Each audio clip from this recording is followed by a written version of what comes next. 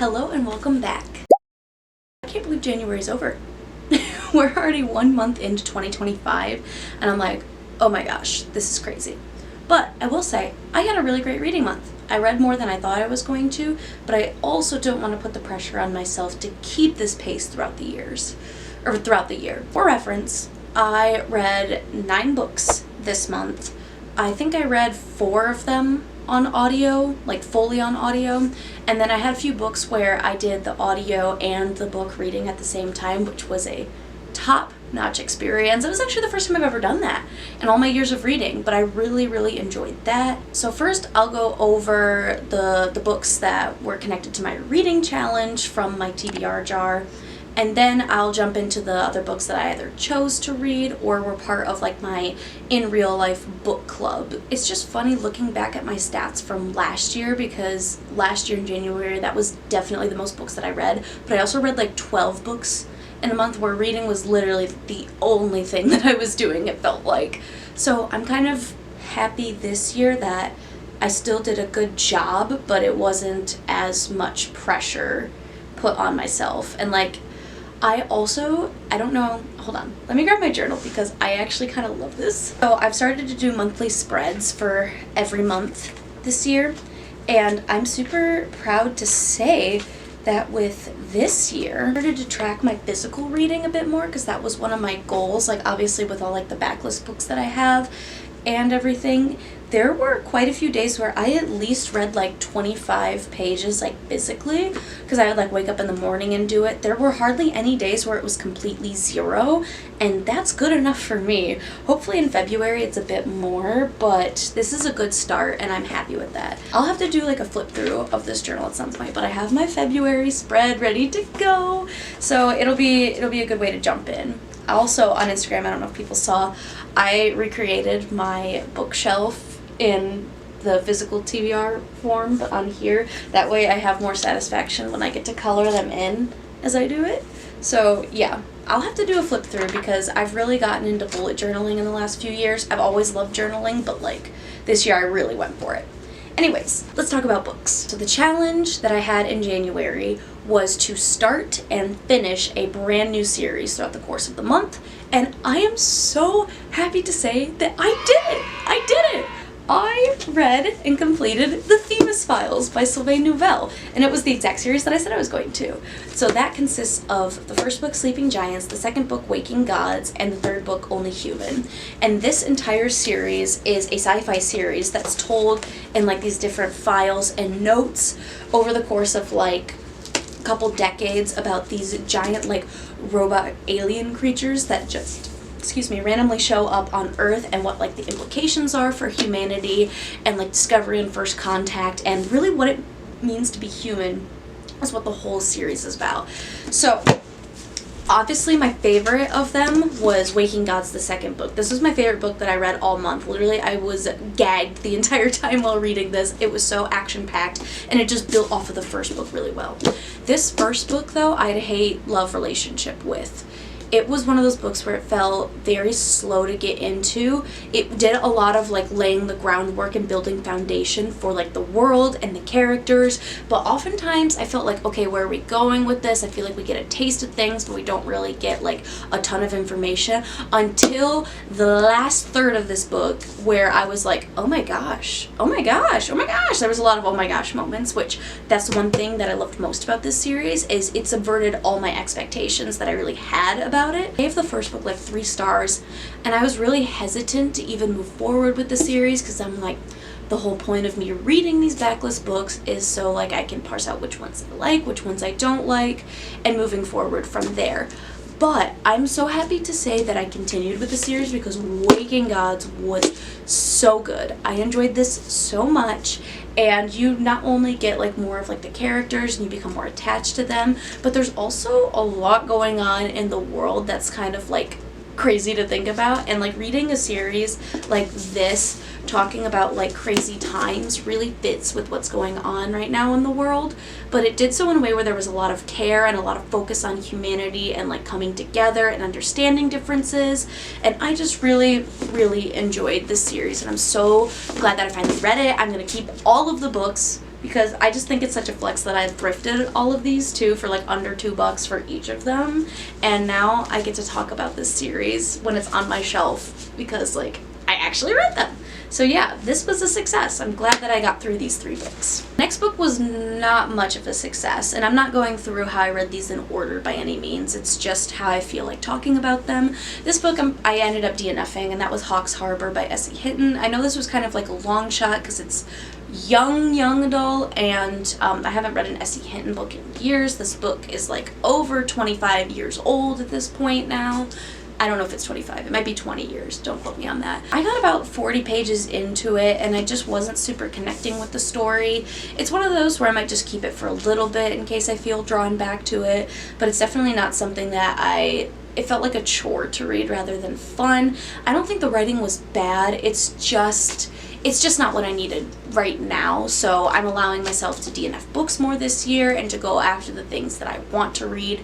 So this one is a no for me as of right now. Hawks Harbor is following like this guy who has a really traumatic life, and he is like a new prisoner, and so he connects with like the psychologist that's at the prison, and the psychologist takes a special interest in him, and so we get the character's backstory a bit more and go from there. But it takes place in like the 1960s to 70s when mental health and like conversations about that aren't really as prevalent. So I was really curious to see what that depiction would be because I work in like the mental health industry, but it was not what I needed right now, so I'm gonna put it down for now. I still love S.E. Hinton, don't get me wrong, but just not this one at this juncture. The next book I'm actually really excited to talk about because I really did enjoy this book, and one of my goals this year was I wanted to read a bit more like nonfiction and memoir style things.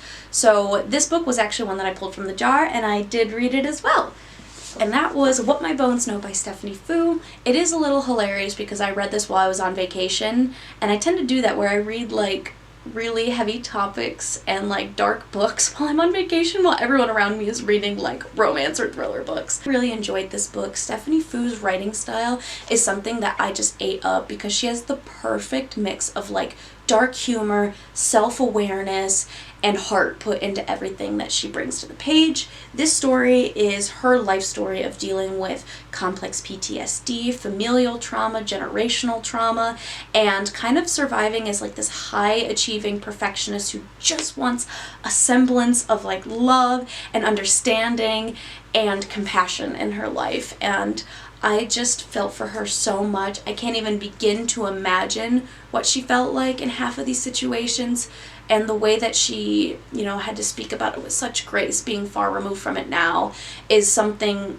that's hard. I wrote down some quotes, so I'm gonna pull up what I have here. Oh my gosh, just like a lot of the things that she wrote about, like feeling anxious or like super high strung, were very relatable. Like when she's like, moments of intense joy through achievement followed by anxiety over finding my next success. Like I feel like that's so prevalent to society nowadays too, where it's just like next thing. We're always moving so quickly that we can't even breathe. Oh, this one hit me too. Can a mentally ill woman ever truly be trusted with her own story?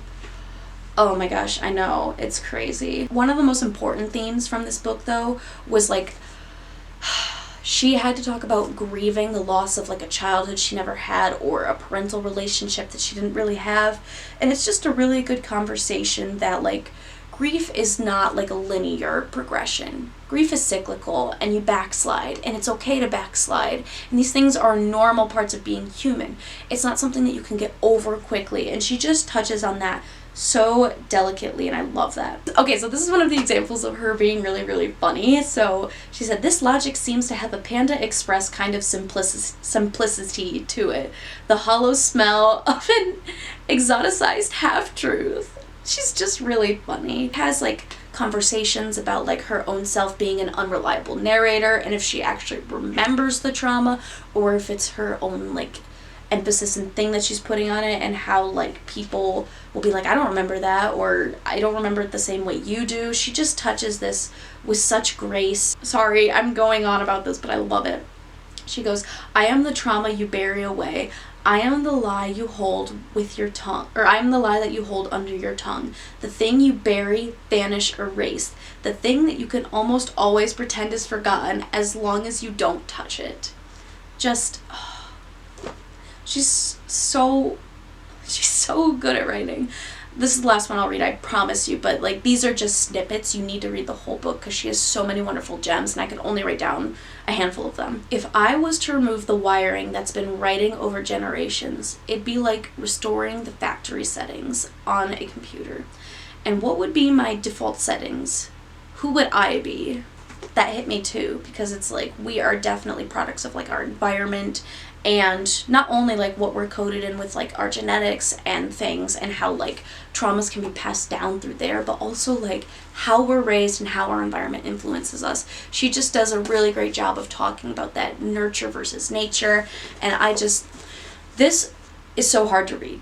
Don't get me wrong. You should definitely check all of the trigger warnings before going into it, because it is a lot. And I know I make a joke saying like, oh, I read it on the beach and it was fine. I'm messed up in the head. Don't do that to yourself. Make sure you go in knowing the information. You look up the trigger warnings. But this is one of the best memoirs that I've read. I really loved this book though. Transitioning from sad memoir to had a very fun time reading this fantasy book. Foundry Side by Robert Jackson Bennett. I read it. I'm so happy that I did. I basically conquered all of the things that I set out to with the jar this month, other than Hawks Harbor was a bit of a flop.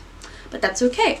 So this was my first Robert Jackson Bennett book, and I've had Foundry Side for so long, and I'm so glad I finally read it. But this book follows our main character, Sanchia, and I love the fact that she's like canonically like a gross, stinky little gremlin child thing. It's incredible, because like can relate. But she is a thief in this world where like the magic system is like magical coding, where like you can write to influence objects to do certain things, but it has to be like an inorganic object in order to do it. So like you could tell a wheel to spin a certain way unless XYZ happens. It is interesting because I have a very small amount of knowledge about coding, but it was so interesting to see how that would play out in like a fantasy world. We follow Sanchia as she is stealing like this really, really sought after artifact, and she goes on like this big heist. There's a lot of like heist-like writing in this, which I found very entertaining. A lot of the action sequences were very gripping,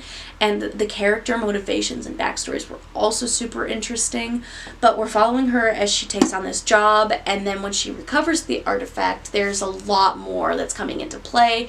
This story is dripping with political intrigue and tension, and also has a lot of wonderful themes about valuing your own life and what it means to value life and to fear death versus not fear death, and how you want to carve your own path essentially, and how like the decisions you make affect you, but they do affect other people at the end of the day as well. There was a lot of great conversation to be had here. I really liked the side supporting characters, like oh gosh, what was his name? Gregor. His name was Gregor Dandel. That's what his name was. His story was particularly interesting because while I couldn't necessarily sympathize with his cause all the time, I admire like his ambition and drive to get things done, and his backstory was terribly sad. There's just so many interesting things going on too about like bodily autonomy and like what say you have in your own life. It was just so good. I really enjoyed it. I added the other two books in. This is the Lachlan's.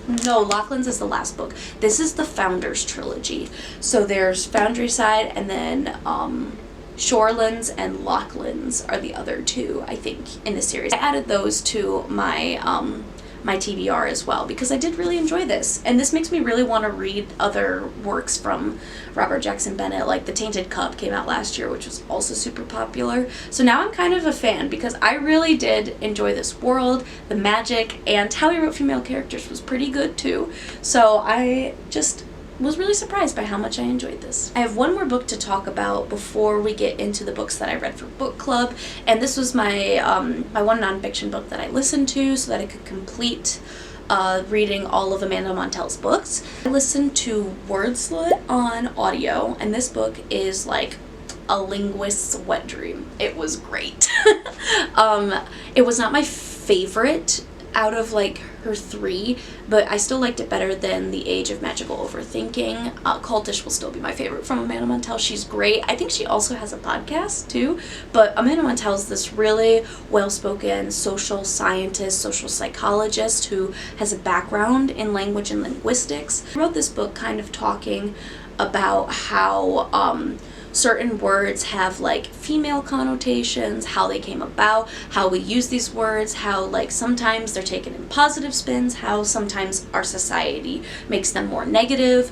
But it really just showed me that so many different ways that language goes against the woman. And I'm just like, wow, I didn't realize that. It talks about like gender identity tied into language, and I definitely feel like I learned quite a bit that I didn't know. I wish I had retained a little bit more from it, but this was a super quick read. It's very informative. It's something where you could like read a chapter, put it down for a while, and pick it back up, because it builds off of stuff that's mentioned before, but it's not reliant on the things before.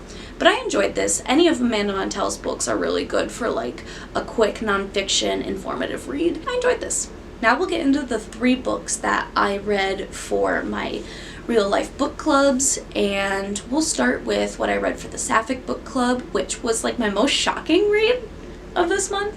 And I'd never heard of this book. Apparently it was published last year. This book is called Lucky Red, and it is a Western Sapphic book following our main character, Bridget, and she is like out in Kansas, like in the 1800s, trying to survive, and she is brought into this like kind of brothel, and she has to resort to sex work in order to make money and to live her life, and a lot of things happen while she's there. She meets a certain cowgirl while she's there, and they kind of start up a little relationship, but there's a lot more that goes into this. I enjoyed the heck out of this book. It read so quickly. It's such an interesting conversation about like sex work in the 1800s and what that meant, and how some of the themes I'm sure are still prevalent today, which was really interesting. I don't have experience myself, so I can't say if it was a good representation. So I don't know if you've heard anything about this book, though. Please let me know. This book is by Claudia Cravens as well. I didn't mention that. My bad. We had a really great book club discussion about this, and like some of the themes and symbolism throughout. I'd never read a Western before, so getting used to some of like the Western tropes was really interesting. My favorite part of the whole book, though, was our main character, because she's written with such tenderness and care while she still has that really young naivety with her. I really, really enjoyed watching her grow and understand and have these like friendships and complex relationships with people, and trying to understand her own like sexuality and everything at the time, where what she wanted was considered unnatural. Bridget was she was the heart of the story, and it was really, really fun to follow her. If you want something that's like Sapphic cowgirl-esque, I definitely think you would enjoy this. It was a really good time. I was genuinely surprised by how good the writing was. Like, really, really fun metaphors and descriptions of food was incredible. Considering the fact that it took place in the 1800s, I feel like the smells could have been really, really bad, but the author was just so kind, even with the smells, to make you not feel grossed out in these situations. I enjoyed this. I think most of the people in my book club enjoyed it too, so it was just a fun time. Next book, I have things to say. I have so many things to say about this book.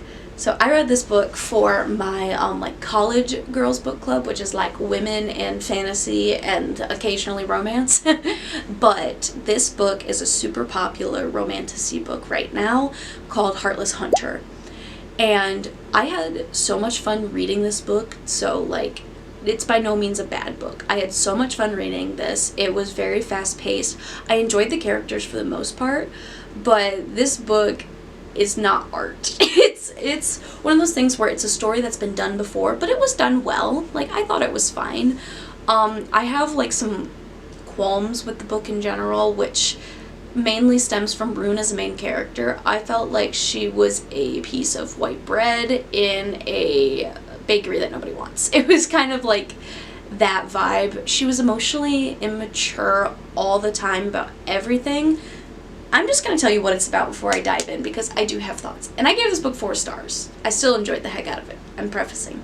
So we have our main character Rune and our other love interest Gideon.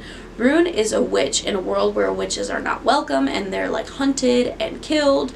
And Gideon is a witch hunter. He runs like his own guard of people that like try to hunt and kill witches essentially. But Rune is like this socialite by day, crimson moth vigilante by night, so she's saving witches at night and then gathering information as a powerful socialite during the day. And she stumbles across this opportunity where she's like, if I court a man who's got more information about like witch related things, then I can save even more people. So she decides to start courting Gideon. Gideon is like typical brooding male love interest, and usually doesn't work for me. I found his character interesting, to say the least. He was interesting. Definitely would have like fell for his brother instead, because his brother is like the sensitive musician type, and that is like my fiance. I have a type. I'm okay with it. They were just like, those two both were obsessed with Rune, and I didn't get it. It was just because she was beautiful, and like she didn't really have any rounding out personality traits. It felt like she had been through a lot, so I get that was driving her to do a lot, but throughout the book, everyone just talks about how smart the Crimson Moth is and how, like, she does this and that, but then we never see any of that. Like, the actions don't match the language, and that was my main gripe with this book. There's also just an overemphasis on, like, menstruation blood in this book, which, like, was interesting at first, but then, like, sometimes we just randomly would get pulled in they just wanted us to know that she was on her period, like, and I'm like, okay, I get it. She like collects the period blood because in order to use magic you have to use blood, but if you like cut yourself it leaves a scar when you cast the spell, and that's how they track down witch hunters. So Rune uses and collects her own menstrual blood to do that, which like sounds interesting, but when you mention it all the time and then have it conveniently be your period at the end when there's a big battle, it's a little cheesy and dumb in my opinion. The magic was cool in this. Like, I liked there were different classifications for the spells, and there was a little bit of information for each of those. Overall, I thought the book was fine. I definitely don't think it should be classified as like young adult. It definitely gives off more new adult energy in my opinion, but I still enjoyed it. I had a good time. Sometimes you just gotta read a silly, goofy witch hunter romance and just enjoy it. The last book that I'm going to mention is going to show my pretentious English major side, but I read A Certain Hunger for this horror book club that meets on occasion around where I live, and I actually really enjoyed this book for not only the language. Like, I literally had to read this book. Thankfully I read it on my Kindle so that I could highlight words I didn't know and it would just like pop up with the definition. Otherwise, I would have been having a dictionary right here and the book right here, because Chelsea G. Summers' writing, so pretentious, and I love it. This book follows our main character Dorothy, and she is a food critic, a really well accomplished like food critic, and she is a like psychopath. So like this book is a whole like character study on what she's thinking, like justifying her own actions in her own head, and it's told in a format where she's like writing her own memoir from prison after she gets caught for killing and cannibalizing a bunch of men. Dorothy is definitely a self-destructive, very gluttonous type character, and a lot of her language reflects that like overindulgence and like, aren't I so wonderful, that narcissism that's like dripping from her from every sentence. I really enjoy reading stories about unlikable characters. I think it's fascinating to get inside someone's head, to kind of like piece together how they think and why they do the things that they do. But this book was also one of those stories where I kind of felt like I knew where the story was going after a while. Like, I would have given it like a 4.25, 4.5. It wasn't quite a 5-star. The beginning definitely read like a 5-star, but as I continued, it felt a touch meandery, but it was also really interesting just to hear her talk about food and like her passions with writing. There was a little bit of commentary on like, she grew up before technology and like went through college without technology and was a writer for a long time, and how like the digital world was transforming to like this overindulgence and constant content creation, which kind of went along with her themes of like lust and gluttony then. So there's an interesting conversation to be had. We had a really good discussion about Dorothy as like a main character and like what the book was kind of going for with that. If you like horror, I think you would enjoy this book. I didn't think it was too like horrific. There are a few scenes that get pretty graphic, But other than that, a lot of it is just us being in Dorothy's mind and seeing her like narcissistic tendencies and things like that. Alright, here's the stack. Ooh. Here's the stack of books that I read. And then I have my other audiobooks and things. It was a really good reading month. I did more so enjoy what I read versus dislike, but there wasn't a 5-star this month. My favorite book, I will say, I think I mentioned earlier, Waking Gods was incredible. And then What My Bones Know and Certain Hunger were probably my 3 favorites that I read. I had quite a few 4 stars or 3.5-star books. So yeah, it was a good reading month. I liked how much variety I had. Like, honestly, I don't think I really repeated too many genres. Like, I had a memoir, a sci-fi, fantasy, nonfiction, and a horror book. Like, that's pretty good, you know? Oh, and I guess a romantasy book, too. So, I did pretty well. I'm proud of myself. I think this is a good challenge for me to be pulling items out of the jar in order for me to read and latch onto those while still mixing in some of the things that I want to read and what will let me have discussions with people who are other book lovers. Yeah, so thank you for spending some time with me today. I'll have my February TBR video out sometime around the same time this video is coming out. I would like to make a bit more content this month. We'll see. It's really hard for me to record during the week because I don't really have the sun once I get home from work. So maybe I'll do some more short form. We'll see. Like, I would like to do another vlog eventually, but for right now, this is what we're gonna stick with. I did add, I have my Gmail, which is pagesandpastimes@gmail.com.